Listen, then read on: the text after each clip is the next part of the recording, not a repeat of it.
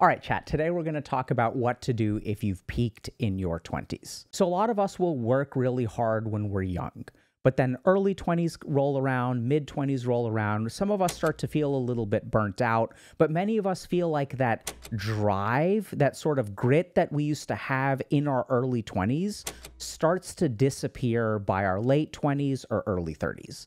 Then it feels like we really peaked. And we look around us and we see that there are some people who still have that drive and grit.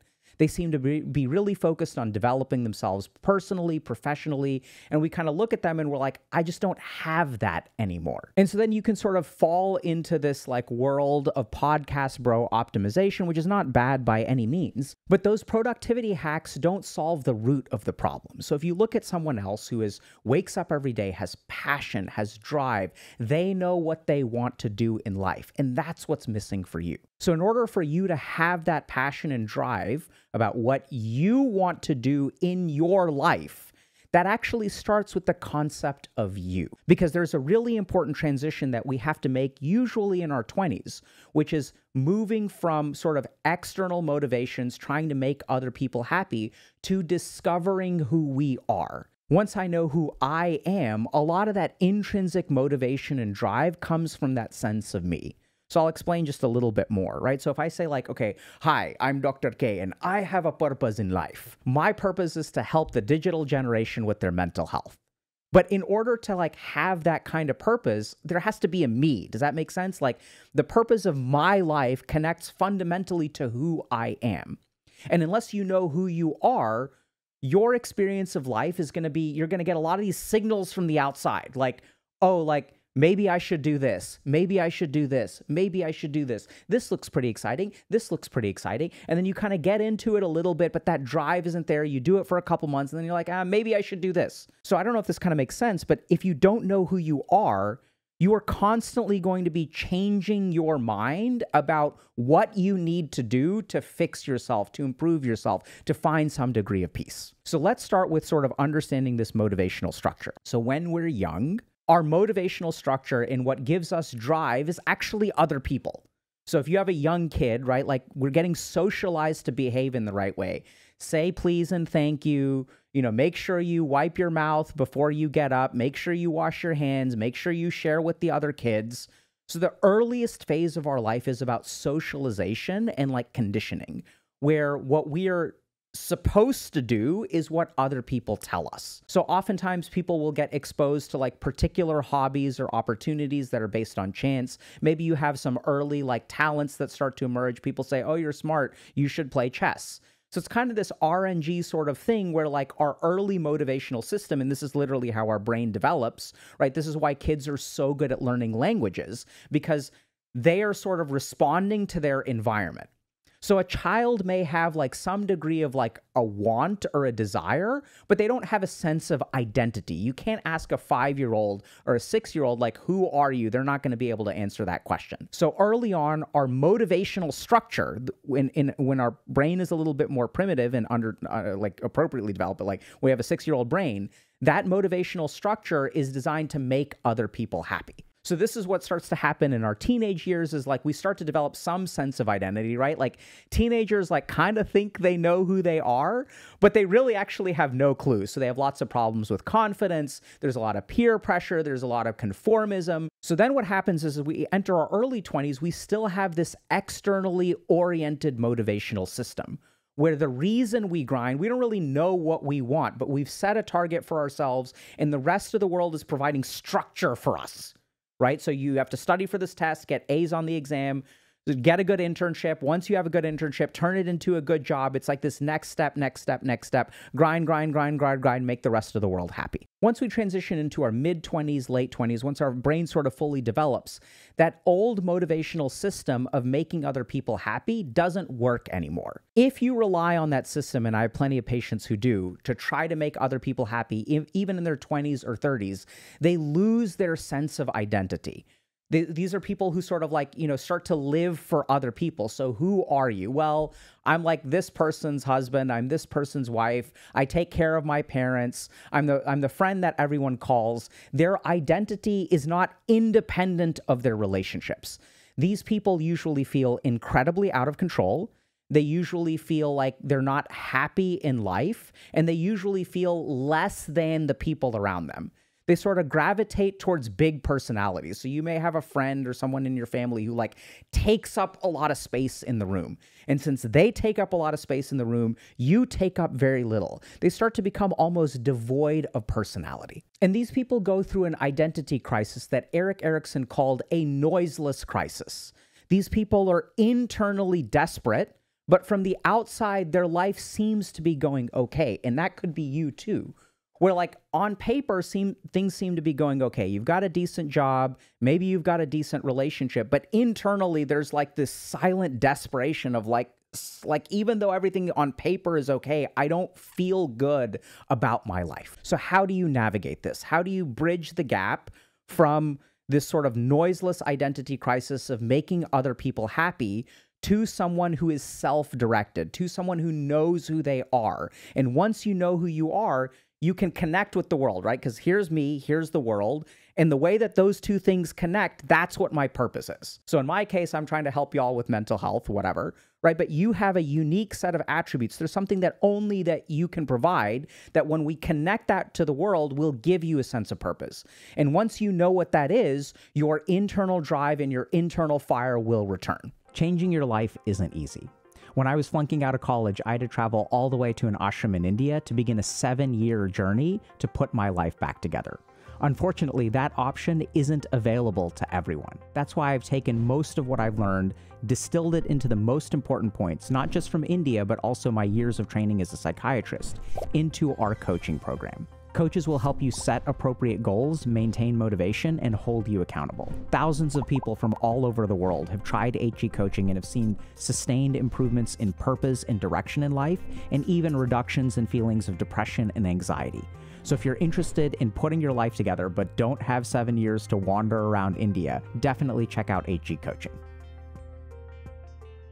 So how do you discover who you are? It involves two major dimensions. One is exploration and the other is commitment. So generally speaking, people who explore their options and then make an intentional commitment to one, or at least one, will sort of achieve identity formation. So the way that this looks like in my case, right? So I spent 7 years studying to become a monk. I kind of explored that.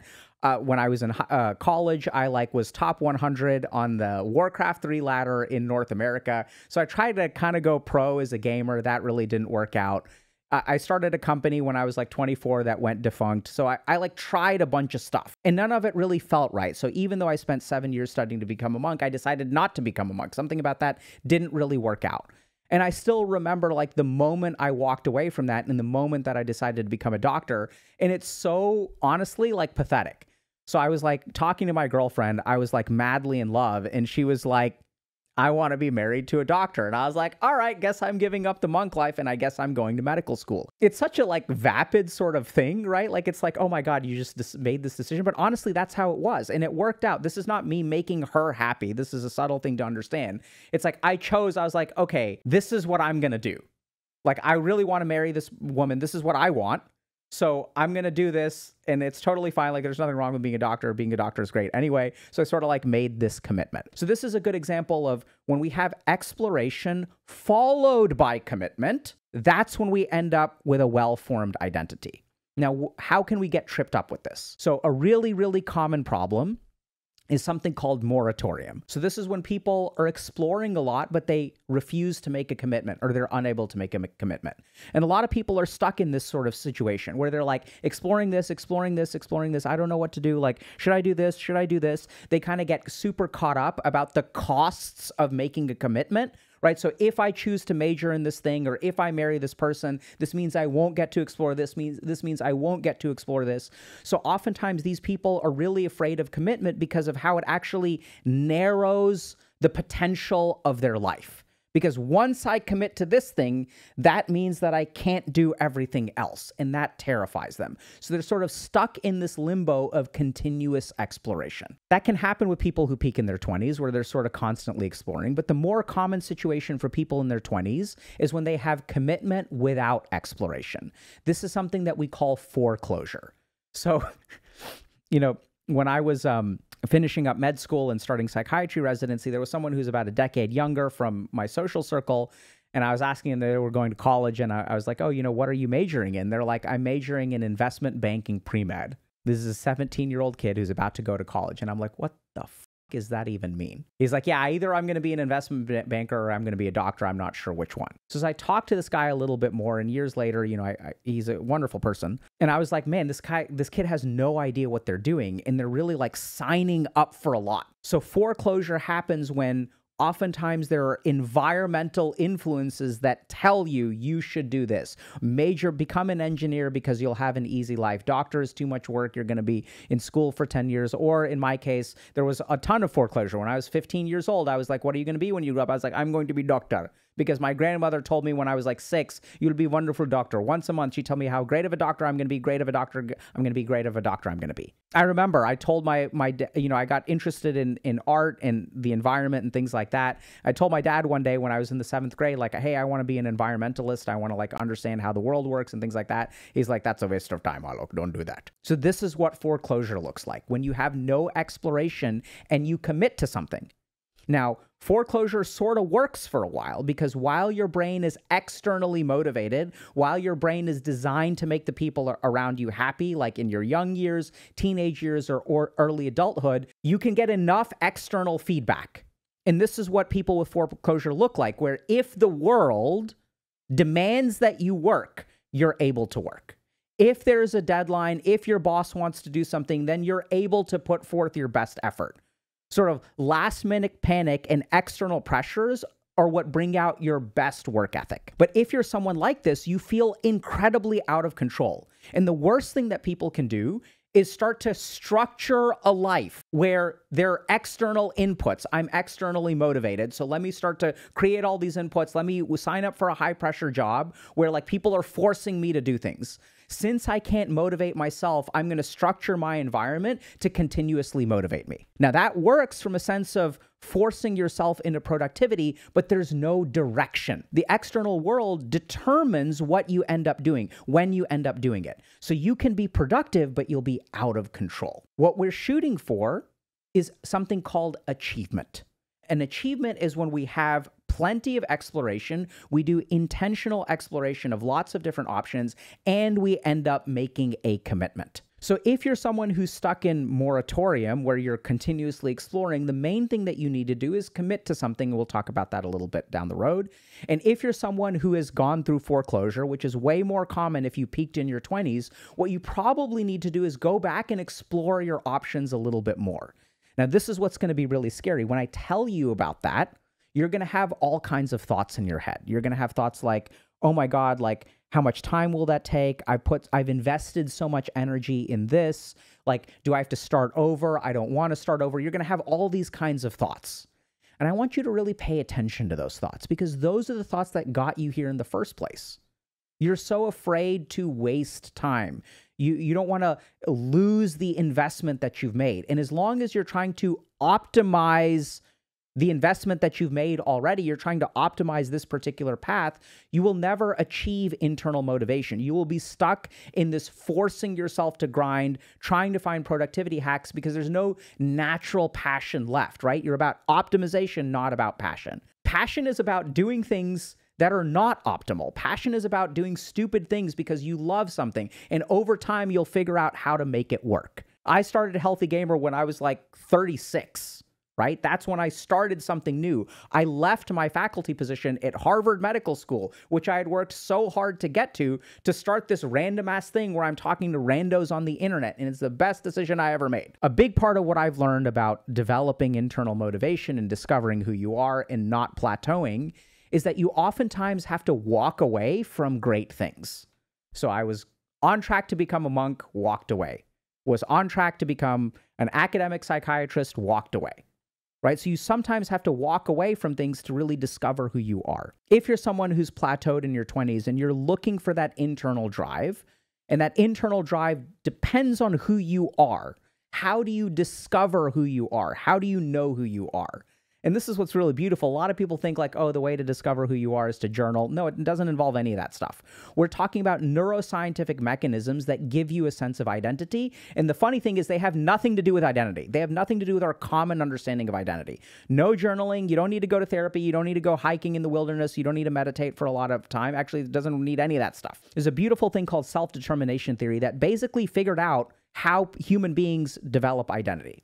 The first thing they need is autonomy. So this is where you have to self-regulate the direction of your life. That will give you a sense of identity. This is what confuses people. A lot of people think once I know who I am, then I will self-regulate, right? I will develop autonomy. Once I know who I am, I will then be autonomous in life. It actually works the other way around. So remember that most things in the body and the mind have homeostatic mechanisms that like feed each other, right? So if my heart rate goes up, maybe my blood pressure goes down. Once I start to hyperventilate, I will automatically hypoventilate after I'm done. If I have a period of hypoventilation, I'll hyperventilate after that. So our body automatically creates balance. Our temperature is 98.6. So if we get too hot, we're going to sweat. If we get too cold, we're going to shiver. This is the beautiful thing. The more autonomous you become in your life, the more your identity will develop on its own. Autonomy means self-directed action. So what this basically means is pick one thing. I don't care what it is. One thing that you decide to do and go ahead and do it. That's it. So if you say, hey, I'm going to read a book, I'm going to go for a hike, I'm going to go backpacking through the wilderness. And this is what's so interesting. When I tell people this, and they're people who've peaked in their 20s, what my patients will say, they'll come back at me with a particular argument. They'll say, but like, what if that's the wrong thing? How do I know that's going to work? They're thinking about, I don't know how to explain this, but they're thinking about this old frame of things that are right and things that are wrong. So things that are right and things that are wrong are about making other people happy.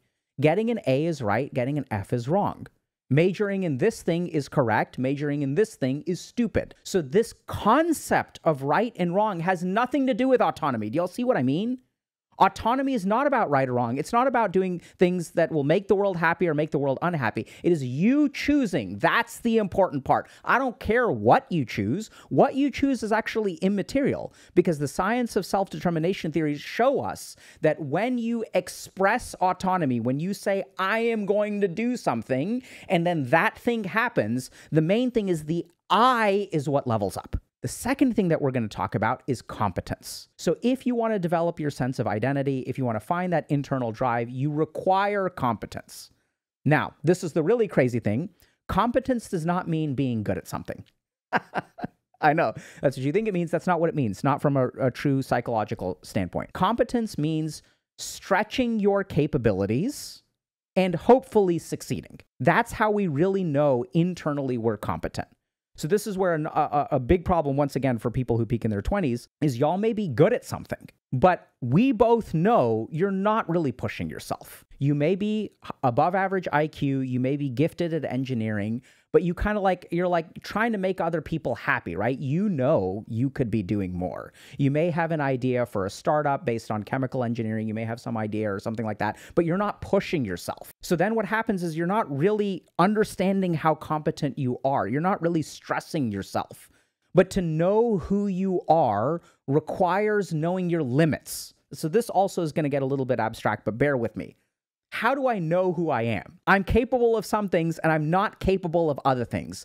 There's a barrier to my identity. This is who I am. This is what I'm capable. This is what I'm not capable of. The important thing is like, this is where we got caught up in productivity and improving and stuff like that. That doesn't matter. The important thing is to know where the line is. That's how you know who you are. So with competence, the main thing that you need to do, and once again, it doesn't really matter what you pick, is to pick a dimension and stretch yourself in that dimension.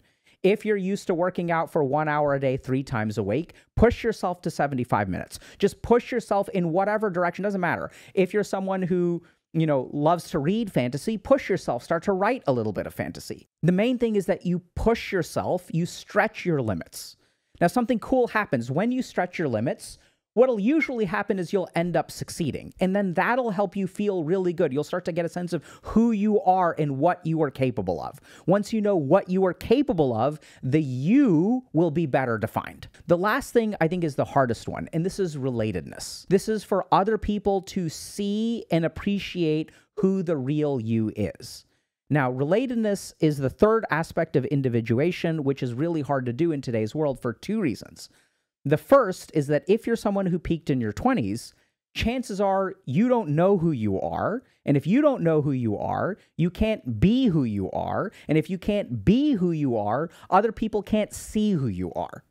Make sense? So if you've got no clue, this is what can also feel really empty about a lot of your relationships, because like you can't be your authentic self because you don't know who your authentic self is. So then what ends up happening is people relate to the mask that you put on. So you're like this, like, you know, 27-year-old chemical engineer who's like kind of into video games, kind of into this. You're sort of like this, like got kind of like an empty personality. You have like features of personalities. You're into this, you're into this, you're into this, but you're not really like a wholly formed human being. You're like snippets of a human being that are sort of stitched together. And this makes it really hard for other people to connect to the real you. Now, the other reason that this becomes really hard is because relatedness requires other people. So in the world that we live in today, where everyone's on Discord and everyone's like you doing online dating and everyone's spending time on their phone, the ability to find other people to connect to is objectively the hardest that it's ever been. The last thing that's really tricky about this is that if we look at our sense of identity, my sense of identity is partially determined by what other people see in me. So when I look at myself in the mirror and I say like, okay, Alok is, let's say, a good dad. How do I know I'm a good dad? Because of the way that my children treat me, right? If they tell me, I mean, I don't know if I'm a good dad or not. They seem to be pretty happy with it. I think it's a lot of fun, whatever. The key thing, though, is that this is the third part where, unfortunately, figuring out who you are, moving past peaking in your 20s, requires other people. It's that feedback that we get from other people who see the real you that helps us solidify our sense of ourselves. If you're someone who's trapped by requiring external motivation to push you, if you used to grind and had a lot of passion and it was enough to try to make other people happy. It was enough to try to sort of have this goal that was determined by other people. But now you're sort of stalling on that motivation. You can't really dig deep. If you're looking around and seeing your friends or other colleagues who are like, seem to be driven and they can wake up on a Saturday morning and work on a project and you're like, man, I wish I could do that.